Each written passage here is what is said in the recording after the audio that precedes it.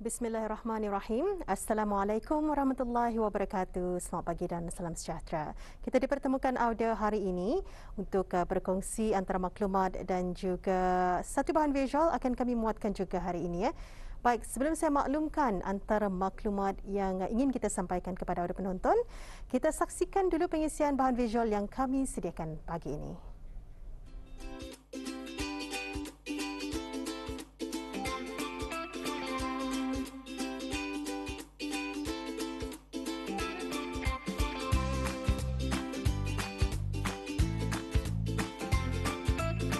Daya kreativiti, pengolahan, pemikiran yang kreatif dan kritis amat penting dalam menghasilkan sesuatu produk kraftangan yang dapat diabadikan sebagai seni hiasan.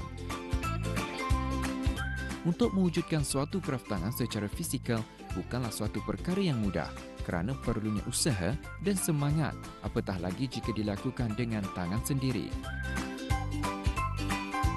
Seni kraftangan sering terkait kepada hasil seni tangan orang dahulunya yang masih dikekalkan sehingga kini dan antaranya ialah seni kraftangan yang diperbuat daripada tempurung kelapa.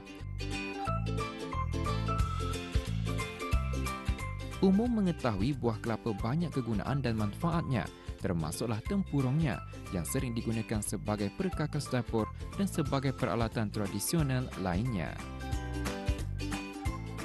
Saya mendapati ham dan idea membuat kraftangan tempurung kelapa kerana pada masa ini saya banyak masa terbuang disebabkan penyakit COVID-19 yang sedang menular di negara kita sejak beberapa bulan yang lalu. Sehingga kita tidak dapat berbuat apa-apa.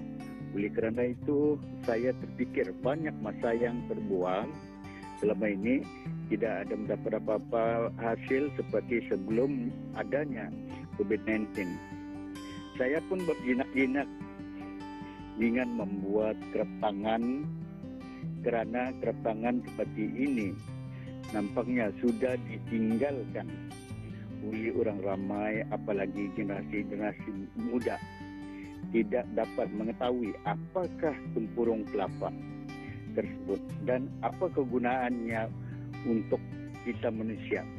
Sebab saya memilih tempurung kelapa sebagai kraftangan adalah senang mendapatnya bahan-bahan daripada yang lain seperti kayu, lagipun bahan-bahan yang lain mungkin memakan masa yang lama mengambil dan mencarinya. Tidak seperti tempurung kelapa walaupun terpaksa bermodal membeli daripada orang lain sekiranya tidak ada mempunyai pokok kelapa sendiri yang ditanam. Saya mendapat tempurung kelapa daripada kawan-kawan dan ada juga yang ditanam sendiri. Jenis tempurung kelapa yang dapat digunakan besar dan kecil tempurungnya semuanya boleh digunakan dan mengikut inisiatif kita sendiri. Kalau besar tempurungnya kita bolehlah dengan keadaan benda yang besar, begitu juga dengan tempurung kelapa yang kecil kita buatlah benda yang kecil seumpamanya untuk perhiasan di rumah ataupun buat khusus untuk cenderamata dan sebagainya kepada kawan-kawan. Tempurung kelapa yang sesuai digunakan ialah daripada buah kelapa tua kerana tempurungnya lebih kuat dan tahan jika dibandingkan daripada kelapa muda. Di awal proses pembuatannya, buah kelapa tua akan dikupas dan dibuang kulitnya dengan menggunakan pemarang. Sesudah itu, sabut-sabut kelapa dicaruk-carik atau dicabut dengan menggunakan tangan untuk mendapatkan tempurung kelapa.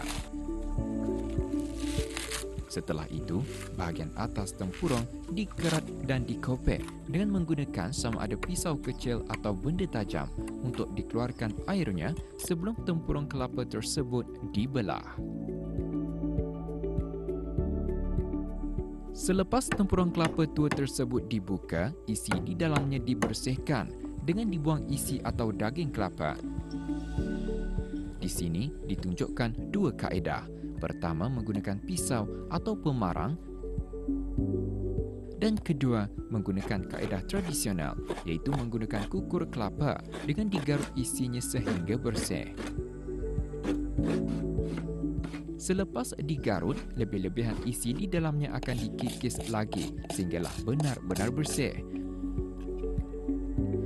Proses seterusnya ialah membersihkan permukaan tempurung dengan menggunakan mesin pemotong atau grinder bersama kertas pasir. Ia untuk membuang lebihan sabut berukuran kecil selain mampu menjadikan permukaan tempurung lebih licin dan juga untuk meratakan dan membentuk permukaan tempurung tersebut. Tempurung kemudian disapu dengan gam kayu pada bahagian bawah tempurung. Ini khusus untuk bentuk kraft yang mempunyai tempat berdiri atau pemegang. Gam kayu digunakan untuk menemukan komponen-komponen tempurung yang dibuat dan kemudian dibiarkan sehingga ia betul-betul kering. Selepas gam tersebut telah kering, seterusnya ialah dibersihkan lebihan habuk-habuk yang masih ada pada tempurung. Dan akhir sekali, diberi varnis pada seluruh permukaan tempurung dan dijemur sehingga kering. Penggunaan cat varnis berfungsi untuk melindungi permukaan tempurung agar lebih tahan lama, kalis air dan tampak berkilat. Dari dulu memang sudah ada bakat macam itu membuat, tapi dulunya kita ni kurang ada kemudahan. Ia tak barang itu teranti macam itu saja. Untuk menghasilkan lamanya kerap tangan tersebut adalah mengikut keadaan besarnya, reka bentuknya. Setakat ini belum lagi ada untuk dijual kerana belum lagi banyak dan saya berura-ura untuk menjual di tamu-tamu dan di rumah jika ada orang yang berminat membelinya. Lagipun saya membuatnya bukanlah sepenuh masa pada masa ini untuk mengisi masa yang kosong saja. Bentuk-bentuk kerap tangan yang saya buat adalah seperti cawan kecil untuk perhiasan, bentuk gansa, mangkok untuk menyimpan gambar dan sudu tempurung, tabung untuk menyimpan disiling daripada tempurung kelapa juga. Pada masa ini juga sudah ada orang sudah menyuruh membuatnya, dan ada orang yang tadi pun ada orang sudah membuat telefon yang dia akan melihat ke rumah dan membeli juga. Dalam sehari kalau penuh masa mungkin dalam yang jenis yang kurang susah dibuat seperti bentuknya yang simple saja mungkin dapat 4-5 biji ataupun unit itu tempurung. Tapi kalau ya susah sikit, mungkin 2-3 biji saya yang boleh dibuat.